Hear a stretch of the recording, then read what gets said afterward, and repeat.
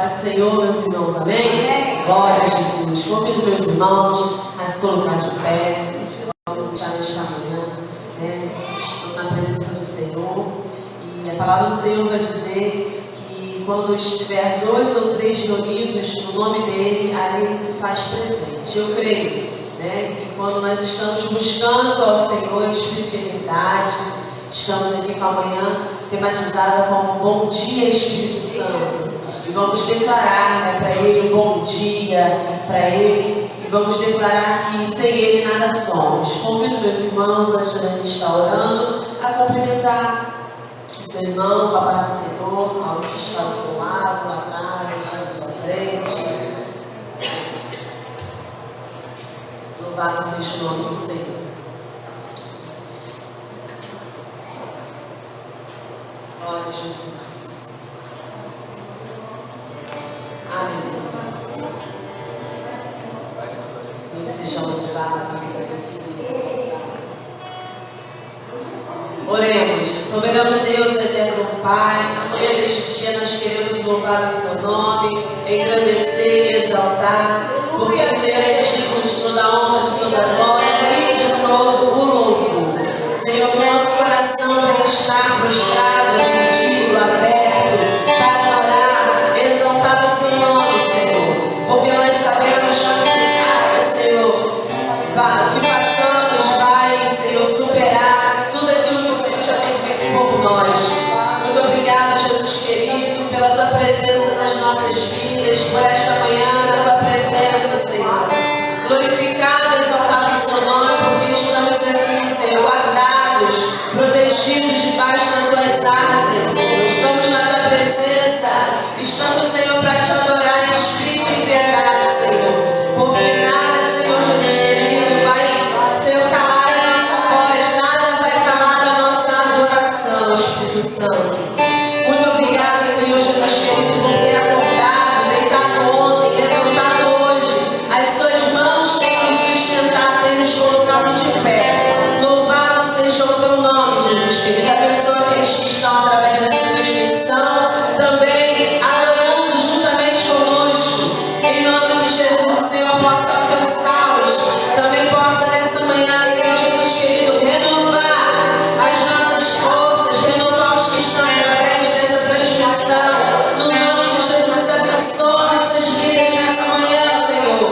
Nós pedimos, ó Pai, que o Senhor possa transformar, Senhor, a nossa adoração, Senhor Jesus querido, em grande glória, Senhor. Em nome de Jesus, ó Pai, que a nossa adoração venha subir até o alto sublime céu, no nome de Jesus, ó Pai.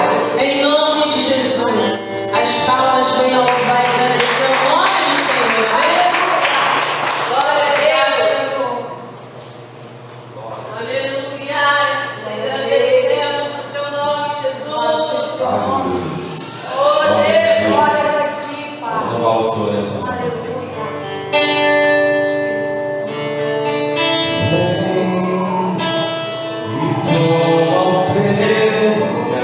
Toma o lugar, Espírito Santo. Minha vida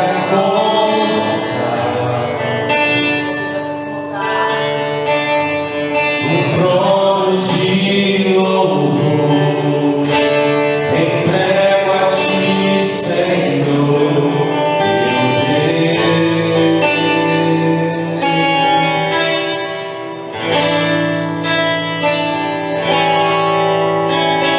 Guarda o meu coração.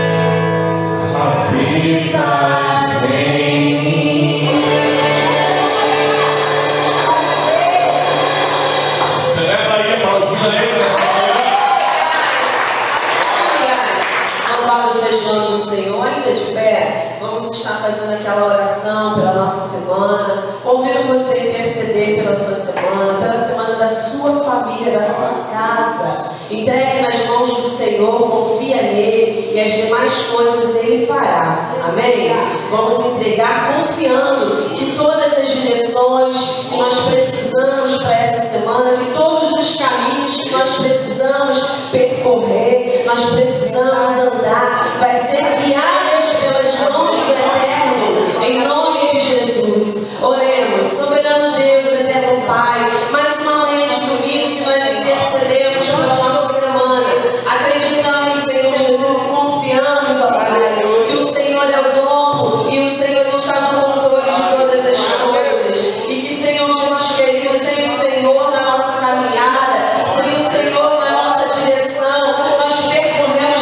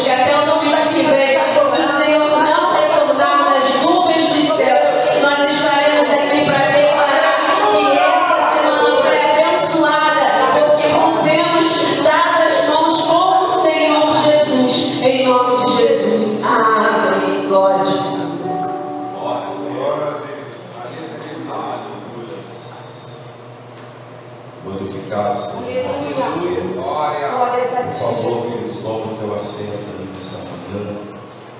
Glória a Deus. Por mais uma manhã que nós estamos na presença de Deus. Você está feliz nessa manhã? Nós estamos felizes porque o Senhor ele tem sido fiel conosco, ele tem sido fiel com a sua palavra. Eu tenho certeza que essa manhã não será diferente. Ele não tem nos abandonado em momento algum. E a certeza é que a vitória vai ser total. Amém? Já profetizamos sobre a nossa semana, já recebemos essa oração profética e poderosa da parte de Deus. Agora vamos estar entrando aqui em mais uma porção da palavra do Senhor. Abra, por favor, a Bíblia. Juízes, capítulo 6.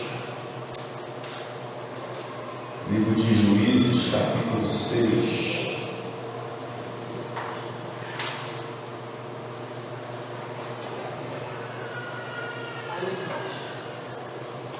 Livro de Juízes, capítulo 6.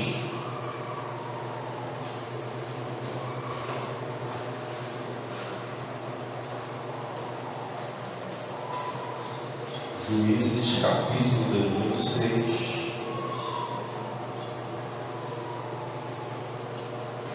Nós vamos ler alguns versos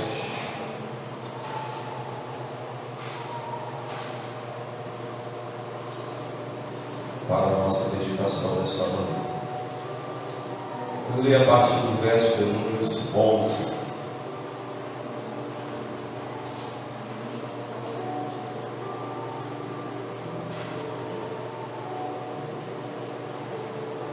Diz para nós a palavra do Senhor. E o anjo do Senhor veio e assentou-se debaixo do carvalho que está em Ofra, que pertencia a Joás, a Abiezerita, e Gideão seu filho estava malhando trigo no lagar, para o salvar dos midianitas. Então o anjo do Senhor lhe apareceu e lhe disse: o Senhor é contigo, homem valoroso. Mas Gideão lhe respondeu: ai, Senhor meu, se o Senhor é conosco, por que tudo isto nos sobreveio? E que é feito de todas as suas maravilhas que nossos pais nos contaram, dizendo: não nos fez o Senhor subir do Egito? Porém agora o Senhor nos desamparou e nos deu nas mãos dos midianitas. Então o Senhor olhou para ele e disse: vai nesta tua força e livrarás a Israel das mãos dos midianitas. Porventura não te enviei eu? E ele disse: ai, Senhor meu, com que livrarei Israel? Eis que a minha família é a mais pobre em Manassés, e eu o menor da casa de meu pai. Somente até aqui. Querido, eu estava ontem meditando com Deus. A gente tem uma vida bem corrida, graças a Deus por isso. E às vezes nos vem à memória se nós não estamos já fazendo muita coisa para Deus. Isso aqui é pensamento meu. Semana foi bem corrida ao que se refere ao Evangelho, ao que se refere a servir pessoas, ao que se refere estar sendo canal de bênção, estar como servos do Senhor. E a gente não se pergunta, será que nós já não estamos fazendo muito para Ele? Tantos cultos, tantas demandas espirituais, tantas indas e vindas, e a gente se faz essa pergunta: será que já não é suficiente o que eu tenho feito para Deus? Isso aqui me veio o seguinte pensamento, e Deus ele gritou ao meu coração uma frase que eu nem anotei ela, não está anotada, mas ficou gravada aqui, ó, na tábua do meu coração. Eu retornando ontem para casa, eu vinha conversando com o Espírito Santo, dizendo: amanhã pela manhã tem que estar na igreja, eu preciso estar no culto da manhã. Amanhã está sendo feito quentinhos, e tem a Santa Ceia de noite, tem que estudar para ceia, tem que estudar para amanhã. E eu vinha conversando com o Espírito Santo, porque se nós nos desapercebermos, a gente tem a ideia de que já estamos fazendo muito para Deus, já estamos fazendo além daquilo que era para nós fazermos. E quando na verdade, querido, nada que nós façamos para Deus aqui na face da terra paga o que Ele fez por nós. Nada que você alcance o reino de Deus vai pagar o que Deus fez por você, o que Deus fez por mim, o que Ele está fazendo e o que Ele fará.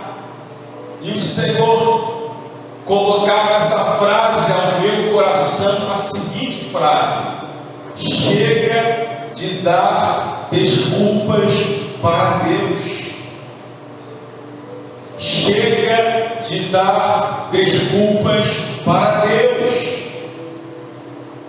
Porque a grande verdade é, a gente sempre tem uma desculpa para não avançarmos mais naquilo que Deus nos comissionou. A ordem de Jesus para os discípulos foi simples: ide, pregai o Evangelho a toda criatura, a todas as nações. Sabe o que é isso aqui? Isso é uma palavra de bairro. Essa palavra que Jesus deu aos discípulos não era para que os discípulos se contentassem em falar dele apenas na rua que morava, apenas na localidade que estava a sua casa. Não, essa palavra aqui de Jesus aos discípulos abrange outros estados, abrange o outro lado do mundo. E a gente às vezes achando que estamos fazendo muito, e nós colocamos várias desculpas: porque eu não tenho tempo, quando eu tiver tempo eu vou fazer. Porque eu não tenho hoje condições financeiras para poder abraçar alguém em campo missionário. Eu não tenho hoje condições financeiras de abraçar alguém que está necessitado de uma palavra. Ou seja, sempre temos uma desculpa para não atendermos 100% ao chamado de Deus na nossa vida. Você percebe que no capítulo 1 do profeta Isaías, até o capítulo de número 6, ele é uma pessoa. E a partir do capítulo 6 em diante, nós vemos outra pessoa, com uma mente renovada, com uma mente entendida ao que se referia ao Evangelho. Porque no capítulo 1 até o capítulo 5, no final dos seus versos, ele não havia entendido ainda o real propósito, ele não havia entendido ainda a real motivação dele estar no Evangelho, porque ele dizia: ai disso, ai daquilo, ai do povo que está pecando, ai do povo que está errando, ai do povo que não faz isso, que não faz aquilo. Mas quando ele tem um encontro com o Senhor Jesus, no capítulo 6, aquela visão é desmontada. Aquela filosofia que ele tinha a respeito do Evangelho é desmontada. E a partir dali, o próprio Deus lhe faz uma pergunta: Isaías, eu tenho uma necessidade.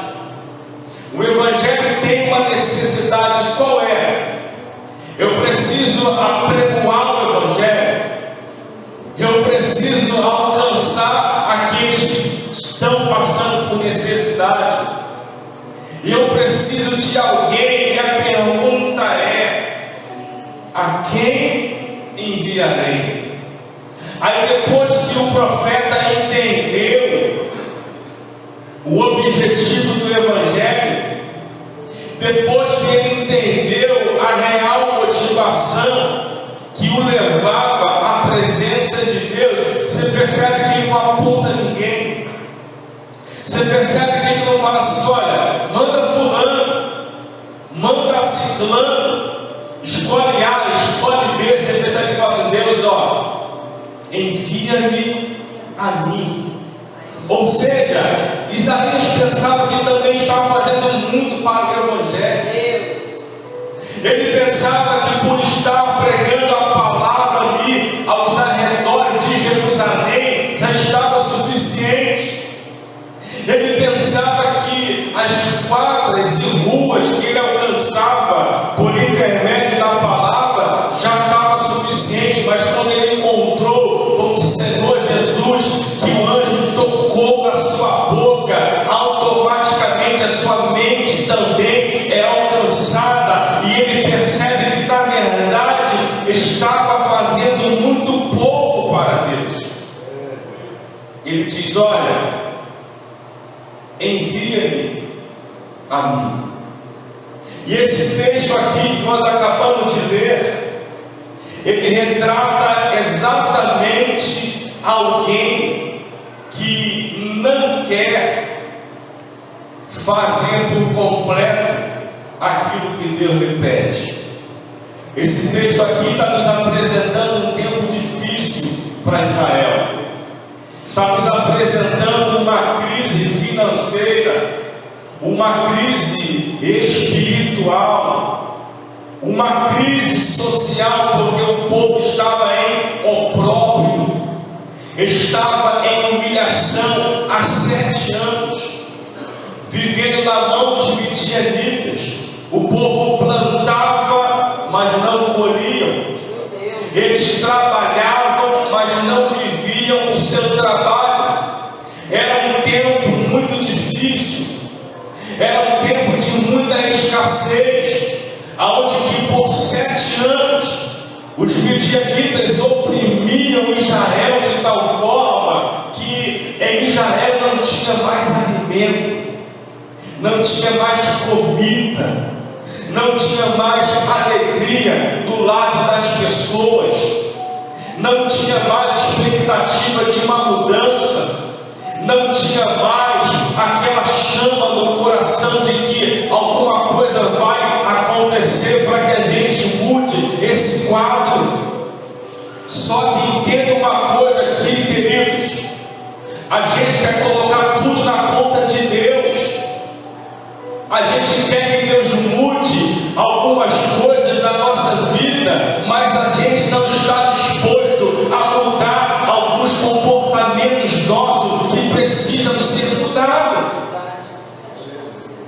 Eles queriam uma intervenção divina.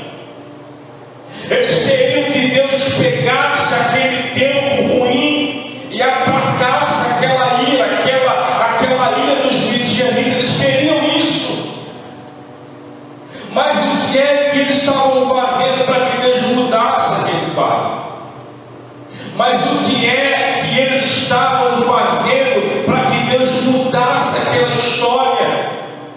E a pergunta é: a gente quer que Deus mude o cenário da nossa vida, sim ou não?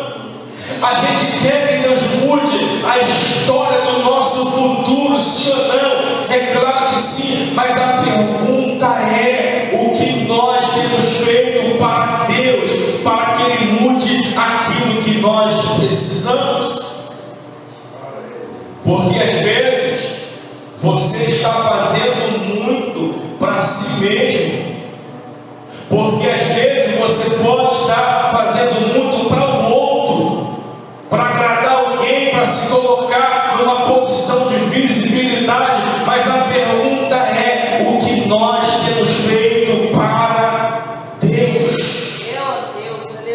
Porque fazer para Deus, em alguns momentos, você não vai ter visibilidade. Fazer para Deus, em algum momento, você vai precisar recuar um pouco para ser tratado por Ele, porque Deus não coloca ninguém para fazer nada para Ele se não esteja preparado. Deus não chama os preparados, Deus chama os incapacitados, mas prepara eles para colocar para a sua missão. Foram 3 anos e meio de discipulado tete a tete de Jesus com os apóstolos. 3 anos e meio caminhando com eles, dia e noite. 3 anos e meio discipulando eles todos os dias. E a Bíblia diz que, passados esses 3 anos e meio, Jesus percebe que eles estavam prontos e os lança para que eles pudessem preparar o caminho do Senhor. Eles saíram de 2 em 2, sabe para quê? Anunciando de cidade em cidade que após eles, o Messias que aquela nação esperava viria operando também sinais de milagres e maravilhas. Mas você percebe que em momento algum Jesus coloca eles para fazer a missão despreparada. É preciso buscar uma preparação para viver o Evangelho genuíno. É preciso buscar uma transformação para que a gente transforme a vida de outras pessoas. Deus não vai nos colocar para transformar a vida de ninguém enquanto a nossa vida não for transformada. Enquanto a gente ficar arrumando desculpas, enquanto a gente não se colocar disponível aquilo que Deus quer, Deus não vai nos colocar em lugar nenhum, porque todas as vezes que alguém entra para um lugar que não está preparado, a tendência é ele atrapalhar aquilo que já estava acontecendo. É você pegar um motorista de carro habilitado e colocar para dirigir ou para guiar como um maquinista para poder estar ali conduzindo um trem. Você acha que vai dar certo? Ele tem habilidade com o carro, ele tem habilidade com todo tipo de veículo automotor aqui de 4 rodas. Mas se botar esse camarada habilitado para conduzir um trem, não vai dar certo. Meu Deus! Ele vai saber manusear os computadores de bordo que o trem tem. Ele não vai saber a hora de brecar, a hora de avançar. Ele não vai saber em qual curva ele tem que entrar em tal velocidade. Por isso, para ser um maquinista exige o quê? Preparação. Exige uma entrega. Exige algo muito maior daquele que está querendo conduzir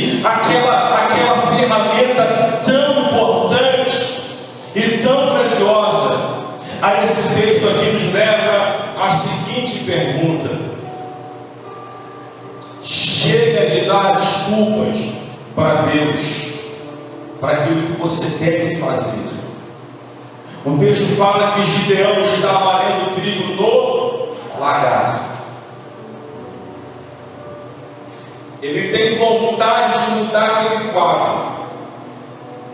Ele tem desejo de sair daquela situação. E ele começa a trabalhar para que isso acontecesse. O problema não é você trabalhar para mudar o quadro de uma situação que você pode estar vivendo. O problema é quando a gente quer mudar algumas coisas sem a presença de Deus. O problema é quando eu quero empreender alguma coisa sem a presença de Deus. O provérbio diz que coloque Deus em seus planos e tudo lhe será bem sucedido.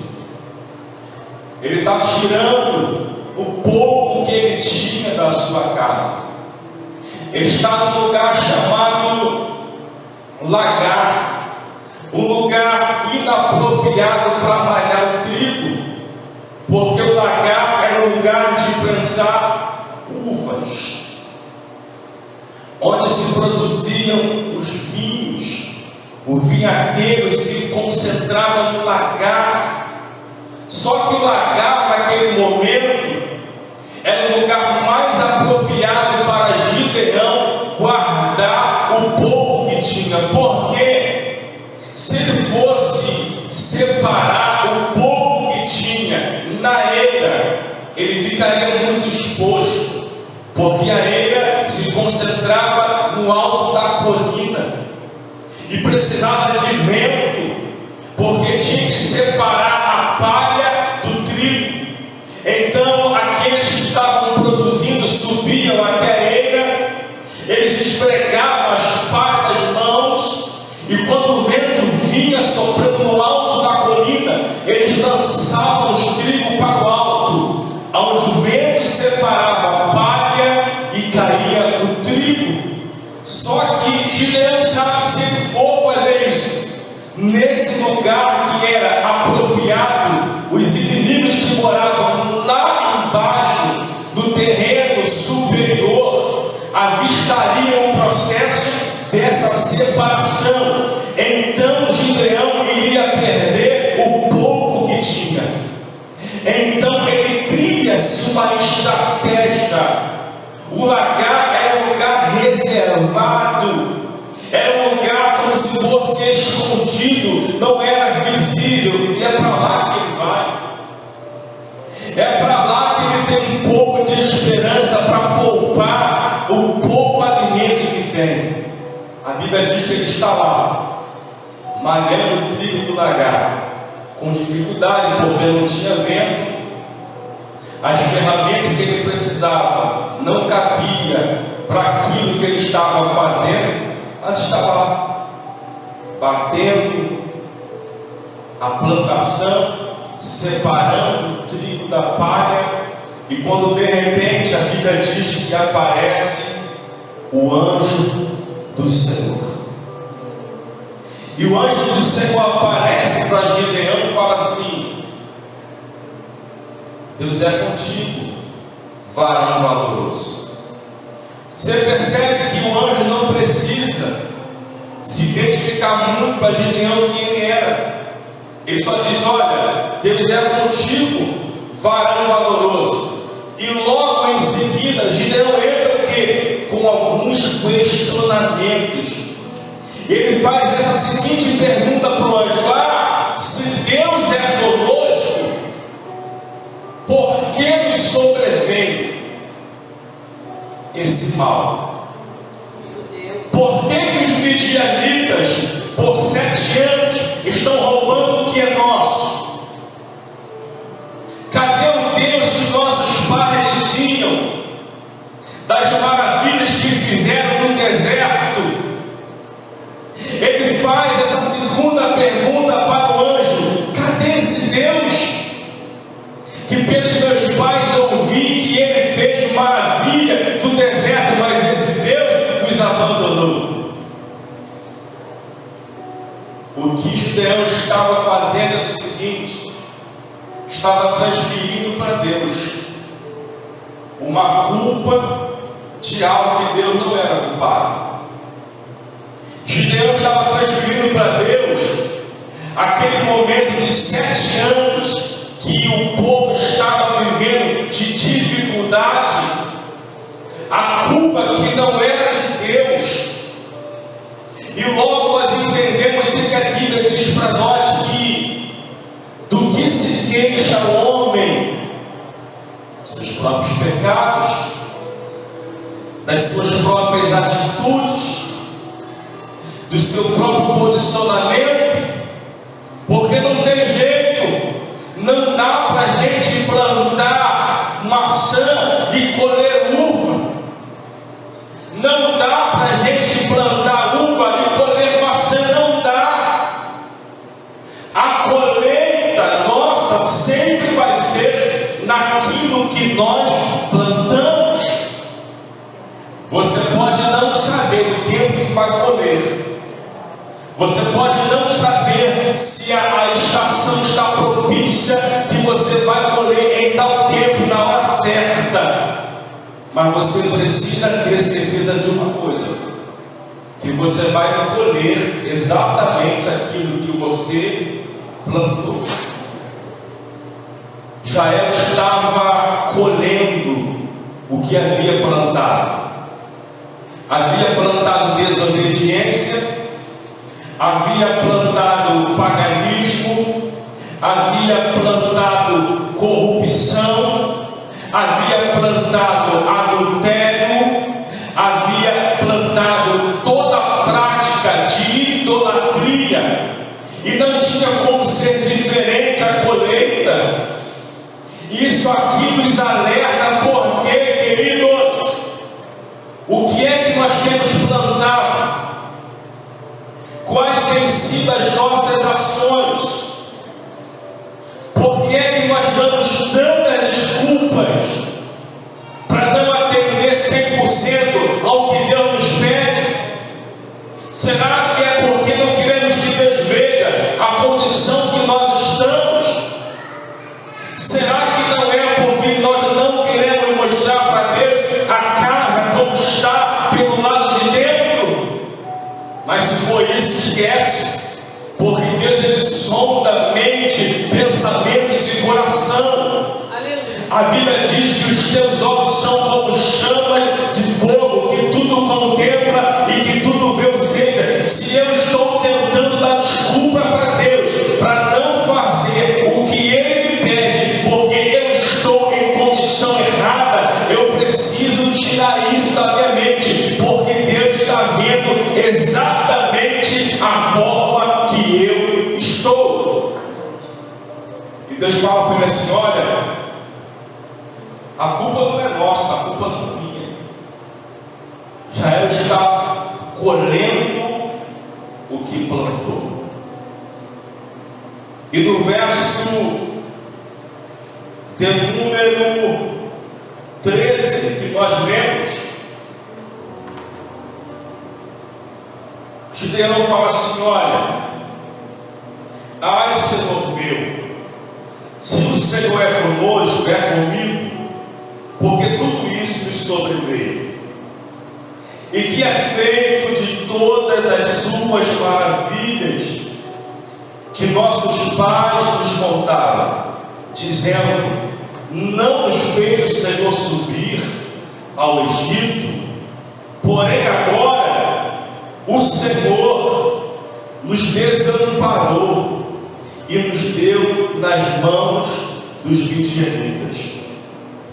Então o Senhor, no verso 14, olhou para ele e disse: vai nesta tua força e livrarás a Israel das mãos dos midianitas. Porventura não te enviei eu? Verso 15 ele disse: ai meu Senhor, com que livrarei a Israel? Aqui começa a desculpa de Gideão. A primeira desculpa é: eis que a minha família é a mais pobre em Manassés. O que Gideão estava entendendo aqui, que quem estava falando com ele é o dono da prata e do ouro, e que não precisa que você tenha recursos humanos, financeiros, para patrocinar o seu projeto. É ao contrário, quem patrocina o nosso projeto é Ele. A partir do princípio que nós temos a Ele essa disponibilidade para fazer aquilo que Ele nos pede. O Senhor não pediu nada para Gideão, só colocou diante dele que estaria com ele, e que ele era valente e valoroso. Como ser valente e valoroso viver naquele tempo? É que a partir do princípio em que nós temos uma palavra de Deus e temos uma visão daquilo que Deus está nos mostrando, o ambiente e o momento que nós estamos passando não importa. O que mais importa para nós é quando nós carregamos sobre nós uma palavra de Deus. Quando Deus revela uma palavra para alguém, dá uma visão de um futuro para alguém, como foi feito aqui com Gideão, o momento não importa. O que importa é o futuro que está sendo apontado para coisa melhor. Deus diz: olha, você vai livrar Israel da mão dos midianitas. Ou seja, o momento era ruim, o momento era desfavorável, o momento era crítico, mas a palavra que vinha de Deus apontava para um futuro melhor.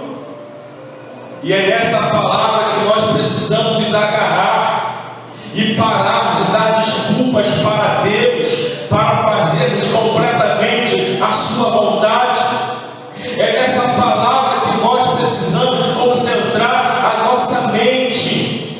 Eu posso até estar vivendo um momento ruim, eu posso até estar vivendo um momento desconfortável na família, na vida financeira, na vida emocional, mas eu tenho que entender uma coisa: eu tenho uma palavra e uma visão, e essa palavra e essa visão da parte de Deus me traz a seguinte garantia: esse presente ruim está acabando, porque eu tenho uma palavra de um futuro melhor. E é dessa palavra que nós temos que nos agarrar, e não no momento presente, porque se nós nos agarrarmos no momento presente, sempre vamos dar desculpas para não fazermos aquilo que Deus nos pede. E a outra desculpa a primeira é: nós somos pobres, nós não temos condições, a minha família não tem condições. E a segunda desculpa é: eu sou o menor da casa. Isso aqui é pessoas que ficam se inferiorizando para não atender o chamado de Deus. Elas ficam se diminuindo. Ao invés de avançar, ficam se diminuindo. Aí vê um fazendo, o outro crescendo, o outro progredindo, o outro avançando. Aí Deus desce e coloca uma oportunidade diante dele, diante dela. Ao invés dela agarrar essa oportunidade e avançar ao chamado de Deus, disse: não vou não, porque eu não tenho condições, eu não sei fazer isso, eu não sei fazer aquilo. Fulano faz melhor do que eu. Vai chegar fulano e vai fazer melhor do que eu. Ficam se vitimizando e se inferiorizando diante daquilo que Deus coloca diante de nós. Quando Deus olhou para Gideão, Deus isso que ele estava vendo. O que Deus vê é homem forte e valoroso, só isso. Quem estava vendo os defeitos que ele tinha e as incapacidades que ele carregava na forma humana era ele mesmo. Ou seja, em nenhum momento Deus apontou para a incapacidade humana que ele tinha. O que Deus queria de Gideão era só disponibilidade para tirar o povo da servidão. Deus não queria de Gideão habilidade naquele momento. Deus não queria o ouro e a prata, o pouco que Gideão tinha naquele momento. Não. Ele só queria que Gideão tivesse disponível para cumprir os seus propósitos. Porque entenda uma coisa nessa noite. Essa manhã, todas as pessoas que carregam a promessa de Deus sobre a sua vida, todas as vezes que aparecer diante dessas pessoas uma dificuldade ou um obstáculo, sempre vai se manifestar a palavra de Deus.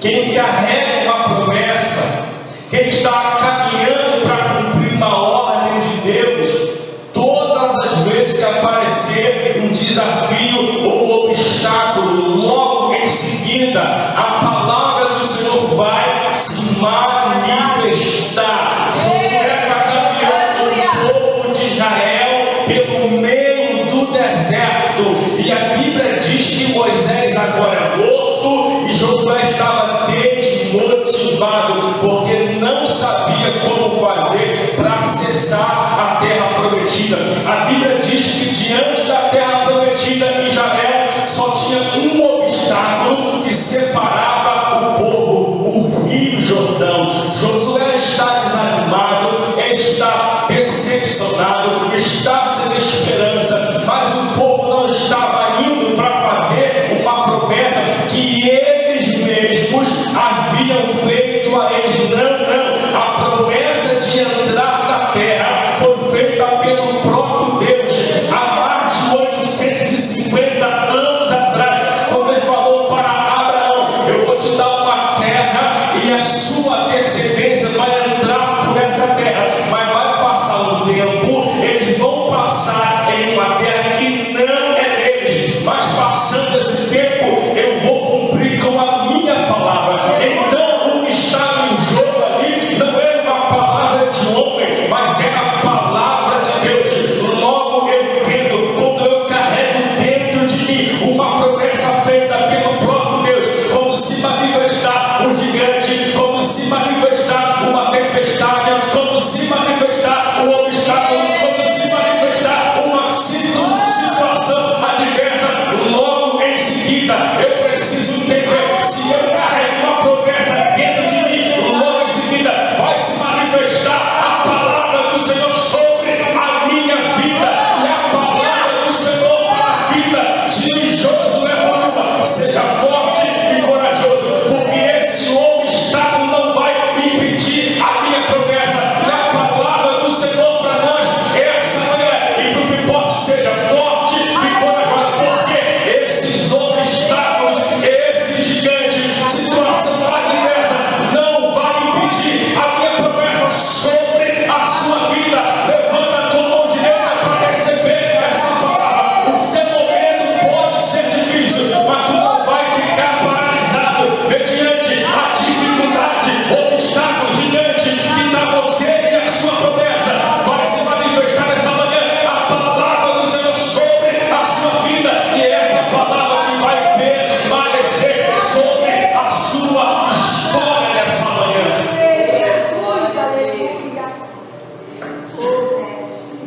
O que você precisa fazer, pastor,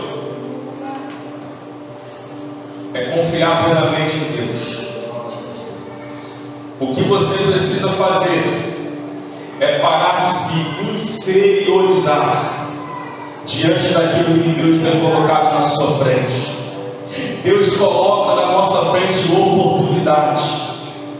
que precisam ser abraçadas. Deus coloca na nossa mão oportunidade que nós não podemos perdê-la, porque tem oportunidades que não voltam mais. Existem portas que se abriram para nós, que não vão se abrir mais. Existem conexões que Deus colocou na sua frente, que você perdeu, que não vão ser trazidas mais. Existem oportunidades de mudança que Deus colocou diante de você e que você se inferiorizou e não acreditou, que ao invés de agarrar, você deu desculpa para não fazer, que não vai voltar mais. Quem foge das lutas perde oportunidade de vitória, porque todas as vitórias vão vir somadas depois de uma grande luta, porque não tem vitória sem luta, e também não tem luta que não nos traga vitória. Então a palavra nessa manhã é: pare de dar desculpas para aquilo que Deus tem colocado na sua mão. Pare de se inferiorizar diante das pessoas que já estão de repente lá na frente. O mais importante é que Deus está te chamando para você ser e fazer diferente. Feche os olhos comigo, por favor. Deus, nós oramos nessa manhã e pedindo ao Senhor que ajude o nosso pensamento. Às vezes nós não queremos falar não queremos retroceder na missão que o Senhor confiou a nós, porque nós não entendemos que não é da nossa força, porque nós ainda não entendemos que não é do nosso conhecimento, não é do nosso poder aquisitivo, não é a nossa parte intelectual que vai fazer. E quando nós olhamos para os desafios que estão diante de nós e olhamos para a nossa situação, a gente acha que não somos capazes, porque não estamos colocando isso em tuas mãos e não estamos entendendo que não vai ser por nós, não vai ser pela nossa força, não vai ser pela nossa estratégia, mas vai ser pela sua mão guiando a nossa vida, assim como guiou a vida de Gideão, assim como guiou a vida de muitos homens de Deus dentro da Bíblia, que foram vitoriosos e que não tinha condições nenhuma, assim como a tua mão conduziu Davi naquela batalha contra o gigante filisteu, que Davi também não tinha condições humanas nenhuma, mas Davi se colocou na sua dependência e não colocou desculpas como colocava Saul, como colocava os outros soldados. E Davi foi vitorioso porque se disponibilizou em ser um canal de bênção para que o Senhor glorificasse o teu nome. E o que nós precisamos entender é o seguinte: que as guerras que estão para glorificar o seu nome não depende mais da minha força, não depende da minha habilidade, só depende da minha disponibilidade. Assim como o Senhor foi com vários soldados que tiveram vitórias que eram impossíveis na visão humana, seja conosco nessa manhã. Tira de nós todo o complexo, Pai, de inferioridade. Tira de nós, Pai, toda palavra negativa de que não podemos, de que não temos, de que não vamos conseguir. Troque essas palavras por palavras proféticas, proferidas através dos nossos lábios, de que vamos vamos seguir sim, porque o Senhor está no barco.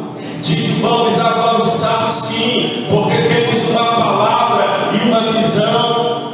De que vamos conquistar sim, porque não é por nós, mas é pelo Senhor. O que está em jogo não é a nossa vontade, é um plano seu. Tire todas essas palavras dos nossos lábios, da nossa mente, e que nos bloqueiam, Pai, para avançarmos. Tire todo o medo, toda a insegurança, todo o trauma do fracasso que vivemos em algumas áreas e achamos que hoje também não vamos conseguir romper aquela área que nós fracassamos no passado. Tira esse trauma, tira esse medo, tira essa insegurança do nosso pensamento e do nosso coração, porque o Senhor não olhou para a situação de Gideão e nem focou naquilo que ele estava vivendo. O Senhor só liberou a palavra: eu sou contigo, varão valoroso. É o Senhor dizendo para nós: esquece o passado, esquece os tombos que você levou, esquece os traumas que você viveu, esquece tudo isso, porque a partir de quando você esquecer tudo isso, tu vai começar a viver algo novo com Deus. Mas enquanto você estiver agarrado com a tua mente no passado, no trauma vivido na infância, na adolescência, com trauma vivido na família, enquanto você tiver um trauma vivido de um relacionamento e não se abrir para algo novo, Deus não pode te caminhar para nada melhor. Porque antes de Deus colocar algo novo na tua mão, Deus vai precisar tirar o algo velho do teu coração e da sua mente. Traumas, quedas, insucesso, fracasso, decepções, traições, ó Pai, tudo isso o Senhor precisa arrancar das nossas mentes, para que a gente foque em algo novo da sua parte para as nossas vidas. Nós oramos, Pai, nessa manhã, agradecidos somos em nome de Jesus. A palavra é essa manhã.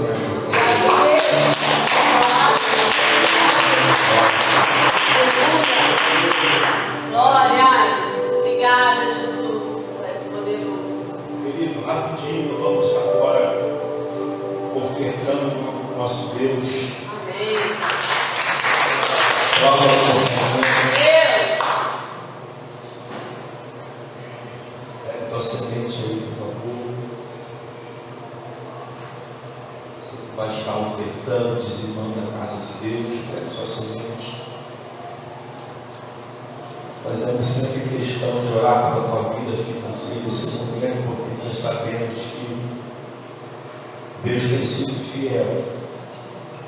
Esse Deus tem sido fiel conosco. Precisamos cumprir a fidelidade a Ele. Nós somos aqui para orar pelos ofertantes, pelos dizimistas da casa do Senhor. Peguem sua oferta, se demora, segure suas mãos. Levante já no alto para receber essa oração. Oremos.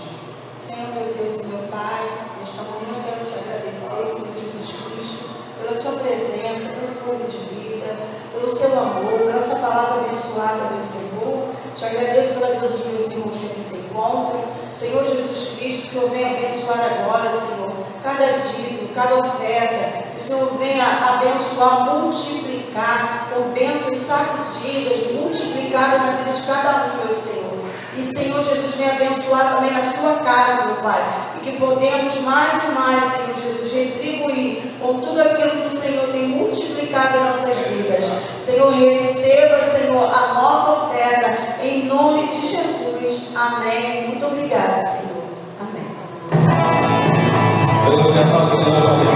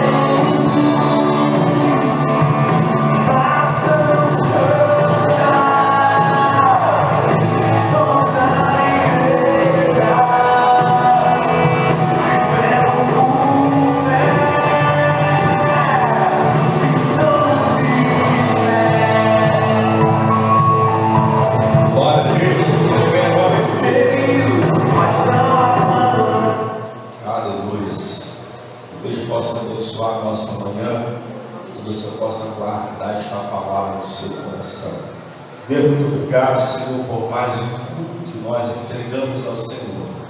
Obrigado porque estamos aqui para poder receber todos os dias uma palavra que venha de encontro às nossas necessidades.